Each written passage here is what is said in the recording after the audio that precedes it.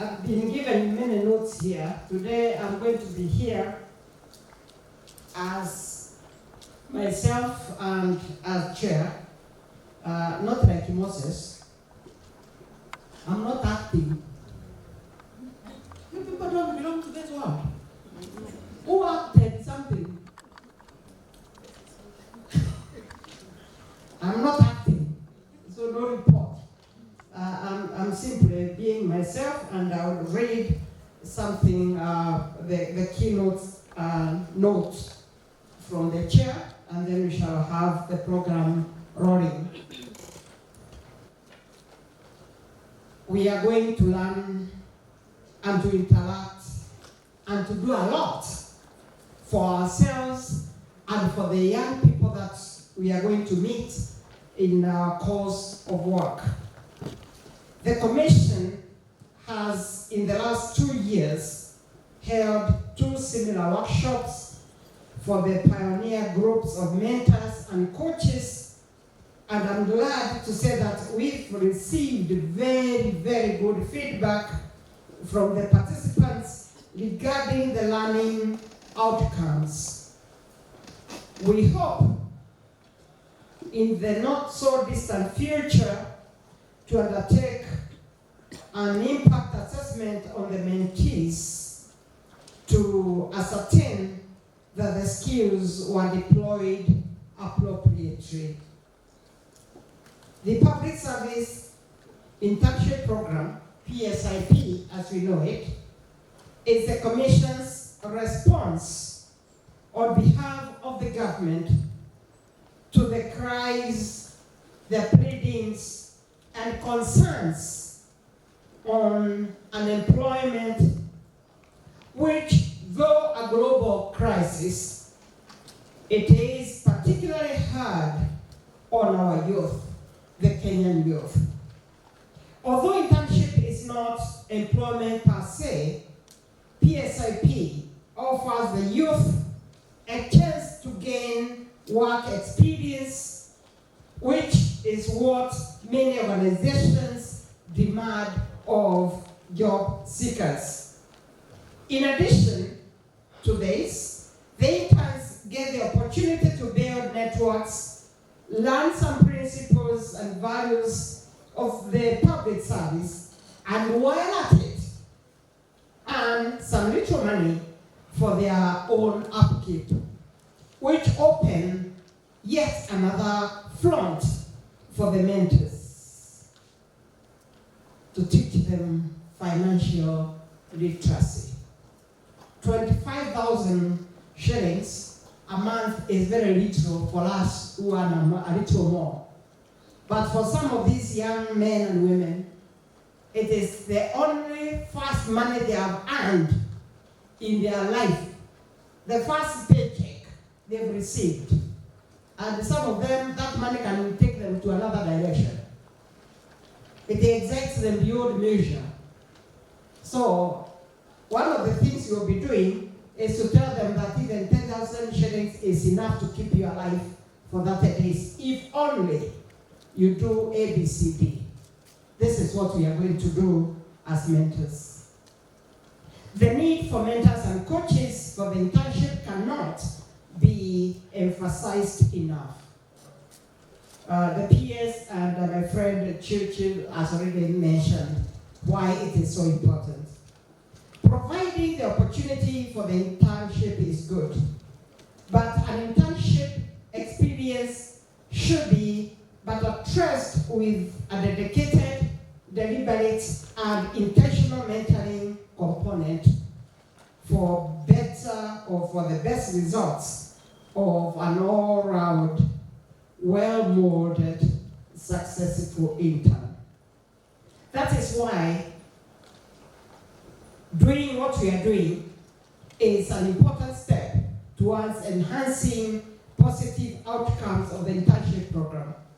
Mentoring and coaching are instrumental parts of the learning and development strategy for many organizations, like I said earlier, and have been proven to be effective in terms of engaging, developing, and training talent.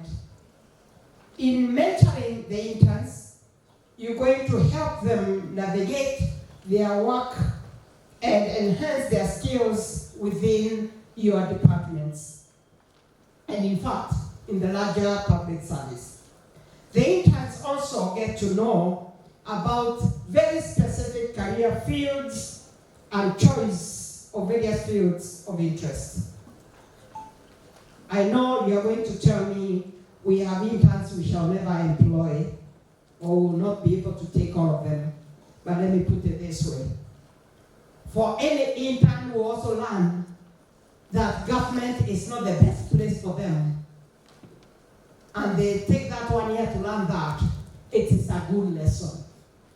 Because they will go and look for a job where they fit. Those who would want to work for government and want to give all their life to government service, public service, then they become our buddies for the rest of our lives. So we have a job here. Interactions are also helpful to the mentors, and they are also able to reflect on their own success, pass along their advice and counsel, and play a role in developing the next generation of workforce employees. Hence, it is professional, symbiotic relationship. Professional, symbiotic relationship. That's what we are going to build. When the late Kirogo thought about all this, we all reflected, or he reflected, and all of us did, our very first day at work. And it's very interesting how we do things. For some, to Kirogo, the young people coming to work, whether they're interns or officers, they are to know where the shops are, to be sent to go get the mandazi, go and get the best banana from that corner. Bananas have come from Meru, so you go to Tiru. That's not an intern. That's not an officer. And my friend CJ has always allowed me to use her example. When she was an intern, you know the CJ, Mother Corner, right? She's a good Christian all her life, as I've known her since 1974. Some of you are not born, but that's all right. We're in the same room. Yeah, old and young. When she finished as law school, she was an intern, kidogo tu, 1 year, less than a year, because she had to give up. And the person that she was working for, where was a lady, name withheld, had the habit of doing what perhaps my father would have handed me upside down. She could smoke. And she thought the best way to do things is by sending Martha, the Christian girl, to go and buy cigarettes. And in a shop that was quite a distance away, and not a packet where she could hide, it had a few, like 3 sticks of the cigarettes. And then in the afternoon she sent to go and get some more. And the question is, why did she not even ask for a packet so that she does only one trip? It is to show how big and how serious we are. You know, we are officers, serious ones.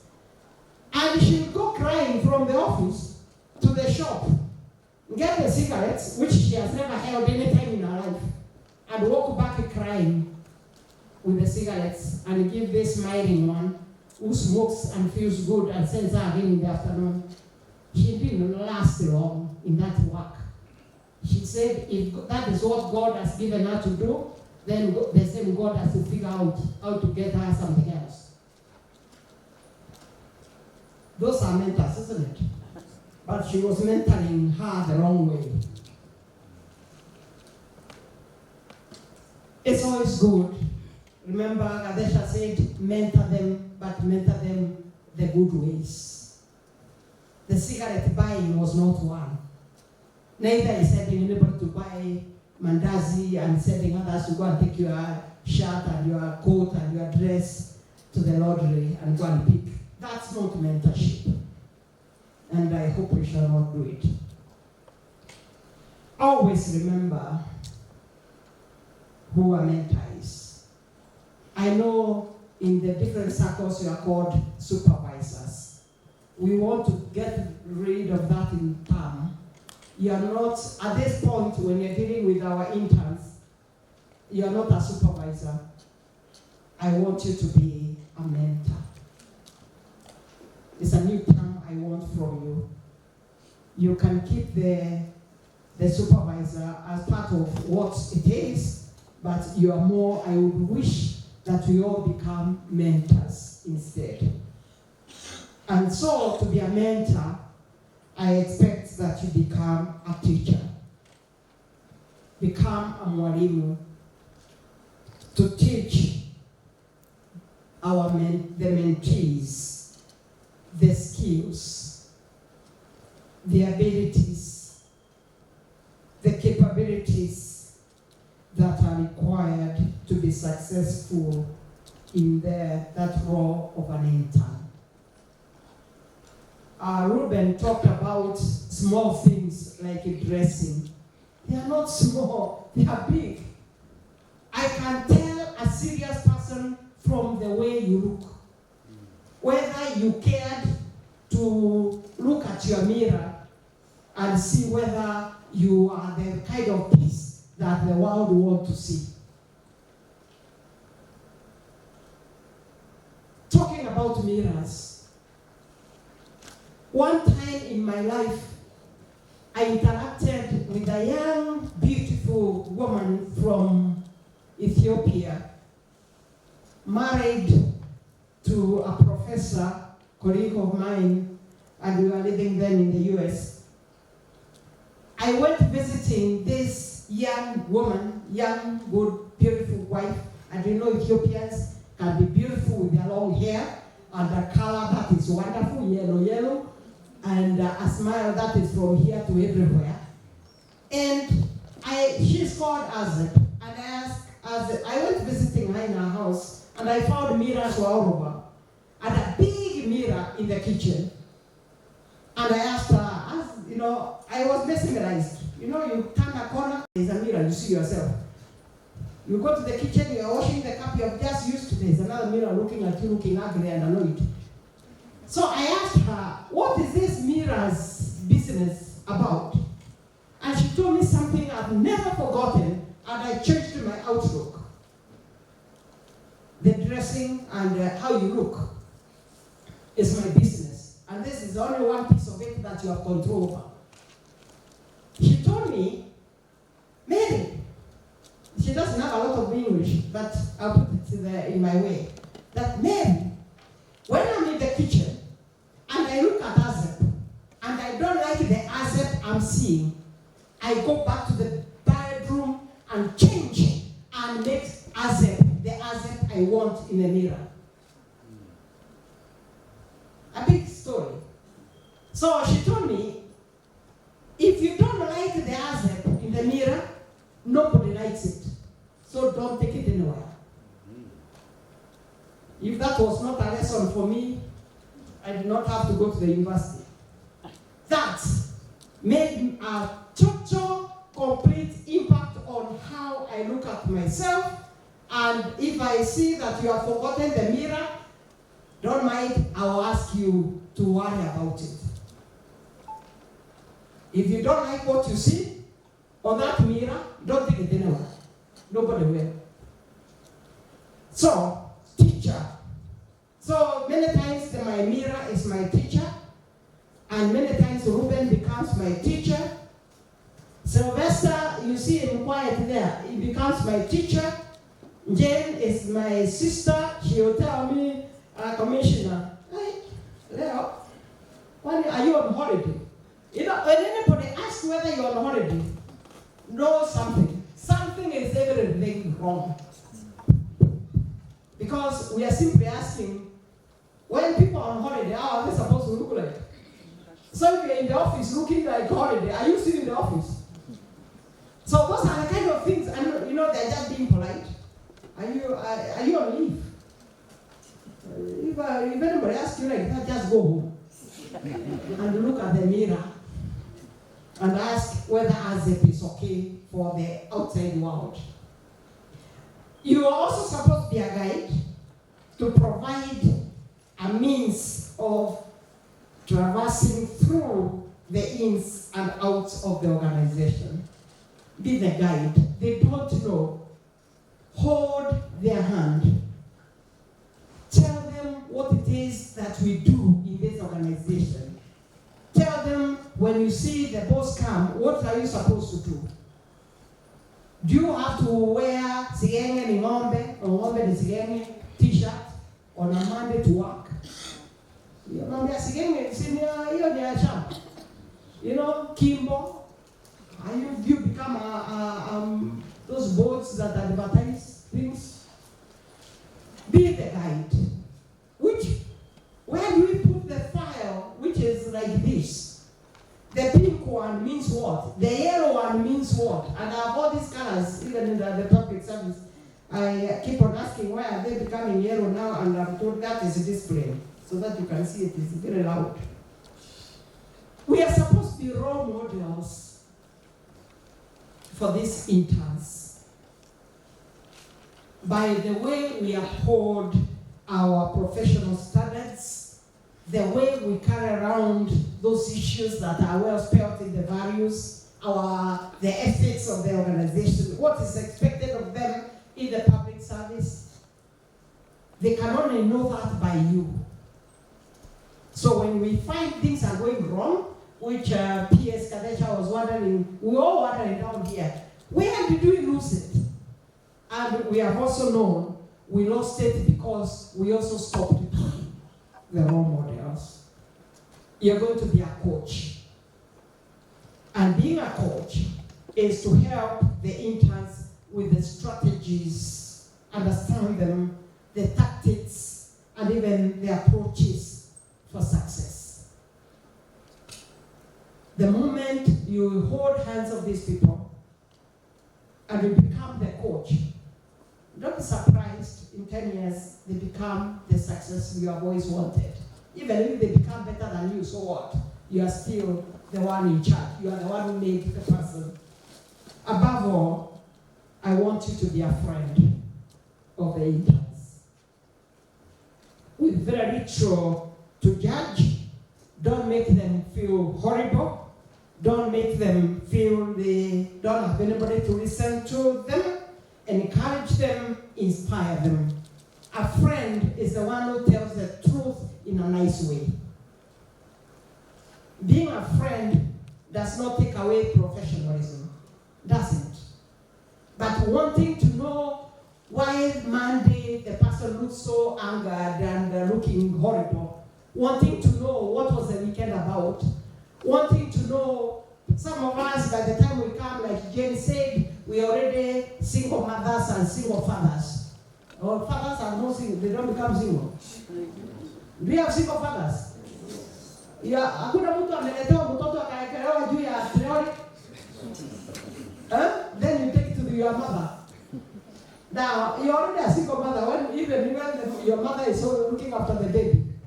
We all have issues. Become part of that journey of recovery, finding their path, finding their way. And, coming from university straight and you're out there for 4 or 5 years, life has become so hard. By the time you look at them, they come to you, they look beaten by life, many of them.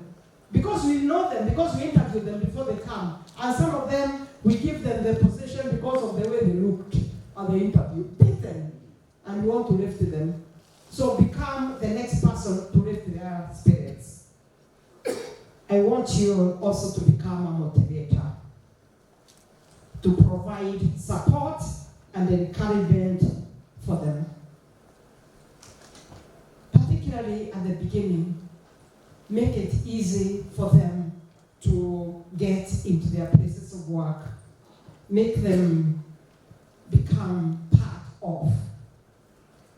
Make it easy for them to know why they are there and become this shine in their very dark days. I am confident after this week each one of you will have acquired some knowledge, some skills that would help you become the celebrated mentor that we aspire to have. A very wise and trusted advisor, a loyal advocate and coach, a valued teacher, and a role model, and above all, a true friend for young people who wish to have somebody to hold on to. You are the chosen few that are so deliberately chosen to take up this role. When I talk about mentorship, I always look into my past and ask, without some people that held my hand, where would be Mary Mwiandi? And I'll tell you, without some people holding my hand, today, if I'll be alive, I'll be selling bananas in Chuka somewhere, wearing some rubber shoe, which has seen better days. Not because there's anything wrong with selling bananas, I'm simply saying I'll not be me. So what you do is going to change the course of life of these young people. For better, I hope. My greatest mentor is not one that you think about. It's not that professor. Professors found me when I was already made. There's one human being that I talk about so that I can tell you what it is that we need to do to be a mentor. He didn't even know he was mentoring. He was just being a good fellow. This is my father, who never went to nobody school, but who was courageous enough to tell me the truth even when it was very hurting. Sometimes I didn't even know why I followed him and followed what he said. But when I think of it now, now that I'm old, I know the guy was wise. This is the story. They were asked to send children to school, and since my grandparents had only 2 sons, my father was a second son. He did not know which one to send because he has only 2. If he had many, and he had only one wife like a poor person. So, he never said it on, so nobody did. And when colonial period, that was colonial time, my father was caught up by the emergency while he was working in what he used to call Gaugaiti. Apparently now I know it is Gaugaiti headquarters, the Gaugaiti, not Gaugaiti. So he was at Gaugait. That's why he was cutting grass and whatever else he could do manual to earn money to pay taxes. And the emergency in 1952 found him there. And as history would have it, they were locked in Nairobi. He couldn't go back to the village. There was no mobile phones. Nobody knew whether he was dead or alive. And he stayed there for 52 to 57 without going home. And nobody knew where he was. But I guess that experience taught him a few things of what education can do maybe. So when he came back, and the story is that he came for my mother so that he can come back to Nairobi. My grandparents refused to have them come back with my elder brother, the one who was left before the 52.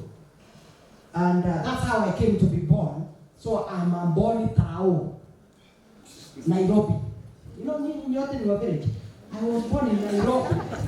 But the circumstances were that it was those hungry times, and there was only one hospital called Mwiandi, so that's why I was born. And maybe that's why my father had a lot of business in Namimi, even when I'm old, to ensure that I succeed. But the short of it is,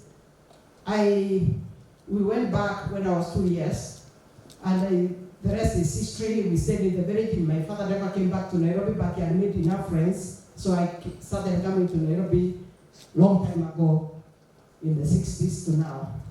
Now, so what this means is that I went to Form 1, to school like everybody else without shoes, and if you didn't go to Form 1, you never own a suitcase. So I tried very hard to ensure that I go to Form 1 boarding, so that I can have my first bed sheets new for me, blanket 2 for me, and so forth and so on.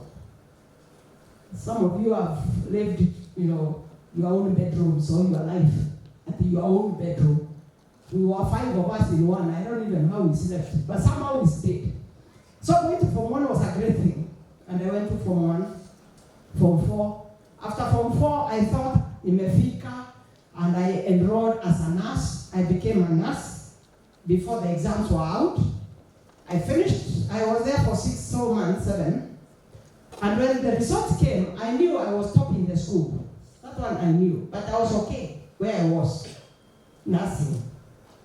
My father came for me, or came to ask me whether I knew about the results, and I told him I did, and I'm okay where I am. He didn't say anything. He went, then he came after a week. And the next thing is I had my name being called in the wards that I should go to the office, and I wondered, what have I done again? Apparently, I found the old man there looking tough. There was even no greetings. I was being marshaled to the office to go and return the uniforms. No, I didn't belong to the young people now who have feelings and asking. There was no asking. And I got into the vehicle, matatu, which had diverted to the school. And I found myself on a Friday, Saturday, I was shopping for uniform, which I didn't know. Blue skirt, white blouse. The next thing is, Sunday, I was dropped at Kangaroo. Pap, given the receipts, and he left. And he told me, that is your new station. Make it the best of it. Form 6, we finished, we went to university, and so forth and so on. Now, I want you for now remove my father from my life. What would I be? I would have retired 10 years ago with 15 children. Because kama umeanza kuzaa when you are 18, when do you stop? Before you know there is family planning, you're on the 15th one. Anyway, so I went to the university, finished the university. I did history and sociology, bachelor of anything, BA. And those days, Akina Jane were not doing interviews. This is public service. I think they knew where we were, and I was given a letter to go and become Community Development Officer 2. Now I know what 2 means. That time, I don't know what it was. And, I went home happy. Now I have a job.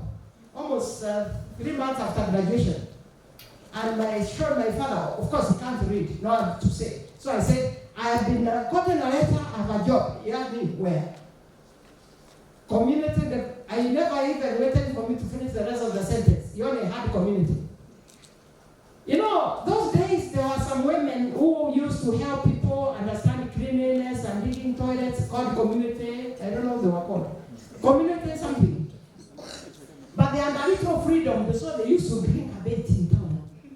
So my father had seen these women who are not very good wives, who are not morals, not wonderful. So he told me, you want to become a community like who? What is your example? What is your example? What is your example? So of course, the women he's talking about, I don't know them. But he told me, that's not what my dream for you was. So I quickly came back to Nairobi and went to TSC, filled some form, and I didn't reach the counter before I had a school. So I went back teaching, and when I went home with the teaching one, he was happy. Now that's better. I had a teaching job. I taught kidogo, did my postgraduate diploma, then became deputy administrator those days. And he found me in a small office in that school with my few books and a kiboko on the side. You know, deputies in this place. You heard when I was saying you come down or I come up. Those are the bad habits I borrowed from PSC. So anyway, he came to visit. Now I'm already married with 2 children. I thought I was adult enough. And he came and he followed me to my office. There was only one chair. He sat on that one, and I sat on mine, the seat of both principal. And so he looked at this in my back house office, and he asked me, "So from here, where are you going?" With a grin, smiling from here to Timbuktu, I told him, "Administress." I even stressed it. Administress. He said, "That's all right." Actually, he used to say, "That also sounds all right. That also is all right." To be. But he told me, "Why are you at it?" And you know, there's a saying in vernacular which is harder than the English I'm saying. "Why are you at it? We are all going to be in the market." He gave a name of the market, Kano. And while you are there, you'll be buying maize and beans, all of us, you and me. And yours to the school, mine to my house, to my wives and children, those who are there. The bottom line, with all your degrees, we shall all be in the market. Did education get it finished? That was his last sentence. He told me, "If you have no money, I'll give you money, go and fill those masters," as if he knew where it was. So I went. When I filled those forms, that was the end of me and PSC. There's nothing wrong with it. And my journey to the other things began. All you need to do is remove my father from my story. And there's no story. Sidiayo. That's my mentor. Not educated, but he was, with all my cantankerous life, he was able to hold me even as I went kicking, but at least he knew where things were, where I could not see. There's this saying that when young people think they are seeing far, where they are seeing far, an old man sees it seated. You can climb trees as a young man, you see far. That far you are seeing from up there, elders see it from where they are seated. The interns are going to come with their many things they think they know. But be the elder that sees. Tell them we were there. We were not born old. We grew old. We know a few things. Be the mentor. And the reason why I take this seriously is because I reflect on what my father thought of me, and against even what the culture would have wanted me to be. He stood and forced me to do things that I thought then were hard, but now I celebrate him. So be the mentor, be the elder in the room when those interns come. When you are with them, be the one who mentors, who motivates, and above all, be their friend. You'll never regret. You'll always be happy that you did that. So that is my story of how to mentor by looking at my father. I always tell Churchill that although he didn't go to school, he was a very good farmer. And in his family, he used to be the chairman of the dairy circle. When they started employing people, they could employ standard 5, standard 6 because they weren't many. But they got to a point where there were now people who have left it Form 4, anything in the university, Form something. And he said, going forward, now as a chairman, going forward, we stop employing standard, now to employ form something from standard. So this you are going to have our standard people who are eager to learn, but who are also very cheeky. They think they know a little more than you do.